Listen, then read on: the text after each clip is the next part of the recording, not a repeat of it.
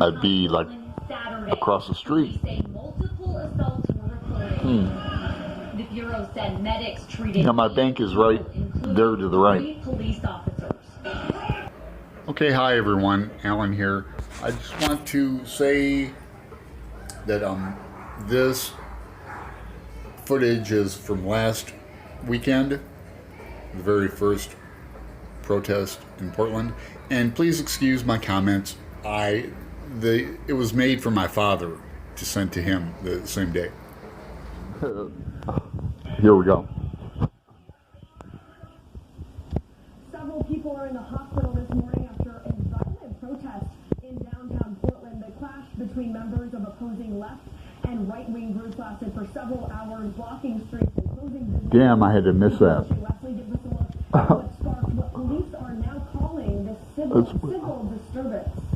I walk there like every day. They are frustrated by these protests. Many businesses in the area closed down for the I bet. I'm just joking. I wouldn't have been there. Protesters clashed in downtown I'd be like Saturday. across the street. Police say multiple assaults were reported. The Bureau said medics treated Yeah, my bank is right there to the right. 3 police officers. That's a lot of people, man. Weird. It's very weird. It's by the train stop, you know, everything. It's weird. Another man who said he was involved in the fight. Huh. 6 punches, bear mace. Police say there were reports of pepper and bear spray used by people in the crowd, and said officers used pepper spray during one incident. 3 people were arrested, including Maria T. That chick is up there taking pictures. For disorderly conduct and harassment. Several people were in downtown Saturday, some frustrated by yet another protest. It's not needed. Why fight at all? That old guy. Well, he's holding a big fucking flashlight or something. Idiot. Cell phone video to share it with them. Wow. In the newsroom. Yeah, call 1-800-SNITCH. Yeah, so they'll get arrested. And getting arrested in Portland is a piece of cake. You go in, you don't even get locked in a cell. It's an open area with a TV. You can get up and go to the toilet anytime you want. They give you a sack lunch with bologna sandwich, peanut butter and jelly sandwich, orange, pint of milk, and probably some chips too, I swear to God. That's why I don't care if I get taken in for, I got like if it's still active, a failure to appear ticket over over the max last year for not having a ticket. I don't even care. Let's go handle that. I'm kind of hungry anyway. Okay, I'll talk to you later. Okay, now on to Senator Ted Cruz, and the accusations, outright lies, turned out to be of the concrete in the milkshakes. They were handing them out just over there on the other side of the street. Police say the cement information came from an officer here on scene and an anonymous email. Those delicious milkshakes over here, come on down, 100% vegan. Milkshakes made headlines Saturday after Portland police claimed on Twitter the shakes had quick-drying cement. Robert King, a senior public safety advisor to the mayor, says a lieutenant observed a powdery substance and noticed an odor consistent with concrete. The police bureau says they also received an anonymous email about the shake recipe containing cement mix. And it was tweeted in the moment based on the information that was developed also to help inform the community about other potential risks. And it was relayed in an abundance of caution in real time based on the information that had become available. Absolutely not. We made 750 milkshakes. We have yet to see any evidence that there was ever any cement. The group Pop Mob was handing out those milkshakes. They tell me the shakes contain coconut milk ice cream and cashew milk, no cement.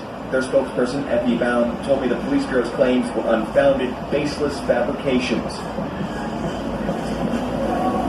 King said that the police bureau is currently writing up a report on those milkshakes. Now, as you mentioned, though, there were 3 people who were here in Port downtown today, and none of them wanted to speak with the media. But these protests made some national headlines here over the weekend, especially after a conservative journalist says that he was attacked. Coming up at 6 o'clock, I'll have his story. For now, we're live downtown. I'm Keaton Thomas, KT News. Okay, Keaton. Okay, this is that journalist, Andy NGO. last name NGO, he fabricated the story about getting hit with concrete and that, just like Jesse Smalls did in Chicago, the actor for Empire. It was a lie.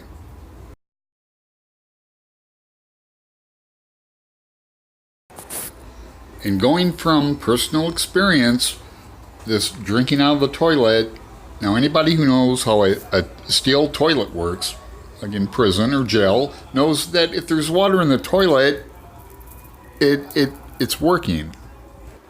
Okay, at first I thought this detainee was wearing bracelets, but if you zoom in, you can see they're medical, like alert bracelets, or she's being seen by health care. Again, I'm not making excuses like this is good or anything. I'm saying I've been in these same exact conditions that are far, far worse in holding facilities like Alhambra, state prison type things. Look at the background. I'll zoom in on this too. Looks like to me water, like hygiene supplies, maybe lotion, shampoo, that type of shit.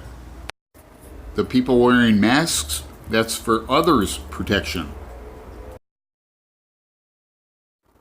And I am also not making the argument that prisoners are treated much worse than this, which is true, but I'm not making that argument. What I'm saying is, as a lifelong Democrat, I don't like to hear this type of thing. Close the child-killing concentration camps? Come on now. Those people are doing the best they can, and they're not all Trump supporters or Trumpers. So, yeah, I can't wait to get back to my TBR and that. I mean, I'm just a small town boy, born and raised in South Detroit. And South Detroit, people, is Toledo, Ohio.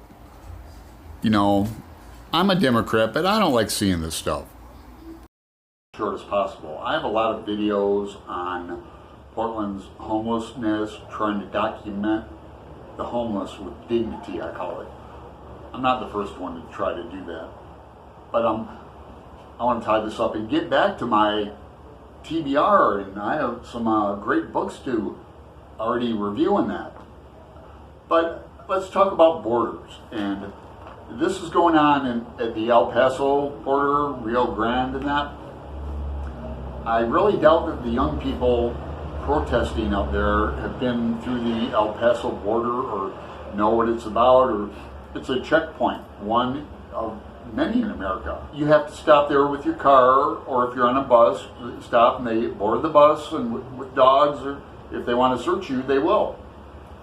And I haven't been there in over 10 years, but my father has, and he goes to Mexico. Not often. He has gone to Mexico for dental, to buy drugs, prescription drugs. We'd go to Mexico.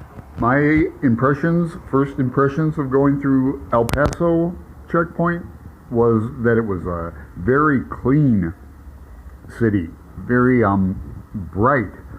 There were busy, of course, a lot of young Mexican cowboys, working cowboys, wearing the cowboy shirt with snap button rhinestones and a white hat and all that, Yes, imagine the Border Trilogy, Cormac, McCarthy, all the pretty horses and that.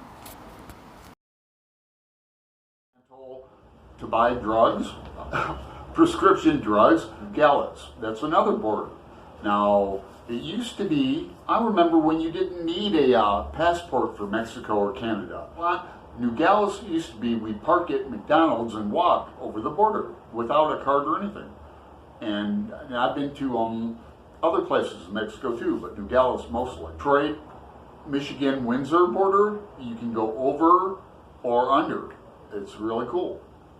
I've been to Buffalo, New York, Niagara Falls, checkpoint border.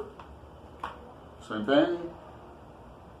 In fact, the Nogales, Arizona, Nogales, Mexico border is the city in which 266 takes place, or doesn't take place, but where all the murders happen. I think St. Teresa. I should look that up. All I have to do is go over and look. The San Diego Tijuana border. I should know this. I should Google it. Not Ypsilanti, but I've been there. I used to wake up or come to, used to drink a lot then, on the trolley, and there'd be all these Mexicans. Not saying that negatively, there would be. There'd be mostly half and half mothers holding kids and cowboys, working cowboys, you know, young Mexican. And I'd wake up and go, oh, fuck it up. Oh, shoot, I got on the wrong direction again. Yeah, I was lucky enough to live in San Diego for a few years, especially La Mesa. They're just suburbs. I lived in different parts of town. I love San Diego. I don't know what's more laid back, San Diego or Portland. However, in San Diego, a wall is on, you know, this is where the wall idea is very flawed, because they come over in rafts. It's on water, and the Coast Guard is busy every day in San Diego. You know, we don't hear about that unless you're in San Diego. Stuff on it. I know Phoenix better than Tucson. Know Tucson a little bit, but all along Tucson area, we have farmers and ranchers there that have a lot of problems. Everything's focused on El Paso and that. It's crazy times. And so I want to post this and get on with my life. We, you know, 4th of July yesterday was, I've got video on that. I'm asking my BookTube friends and subscribers advice on if I should keep these Portland videos and, you know, like the stroll over the Broadway Bridge or Saturday, Sunday market, things like that. And now they're kind of getting political, which I want to stay out of. I'm middle-aged. I really believe in Unsheltered. I'll find the quote. Barbara Kingsolver says something like, paraphrase, the problems of today can't be solved by the people who created them. I mean, the old school. You know, they're going to be solved by the young people. Ring out the old, ring in the new. George Harrison. Link below. Okay, thank you for your indulgence. Thank you. What did that old dude say in Hill Street Blues? Let's be careful out there.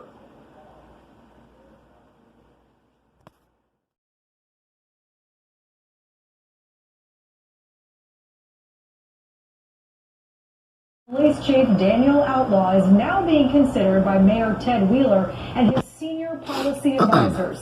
The chief says that she'd like to see a new law that bans masks during the act of committing a crime. Good evening and thanks for response to more violent protests that we just saw last weekend in Portland. Catherine, the police chief says she supports the right to protest, but says the city cannot continue to allow people to commit crimes under the guise of free speech. Portland Police Chief Daniel Outlaw says she wants to prevent violence breaking out at what was supposed to be a protest. There were entities that planned a brawl in the city of Portland, and no one seems to be upset about that. To help stop that from happening, Outlaw made a controversial suggestion. Legislation would really be helpful, prohibiting the wearing of masks during the commission of a crime. If you knew that you can be easily identified, do you think you would be as inclined to commit that act of violence or commit that crime, personally? And that has people in downtown Portland talking. So I understand people have the right to protest, and that's fine. But then if you start covering your face up and different things like that, that just escalates it, I believe. Yep. People should be able to say what they want, but you should be able to go hide behind things as well. The freedom to wear anything that just takes away that. So I feel like that it's unnecessary to do so. Groovy. Really. Look at it as Oh, look at this guy, these kids. That protects them. Because what if they're not? Yeah, fuck that, man. Nope, gotta go. Potentially a target. You gotta go, bud. That wants to cause them harm. Show up in my fucking city like that. ACLU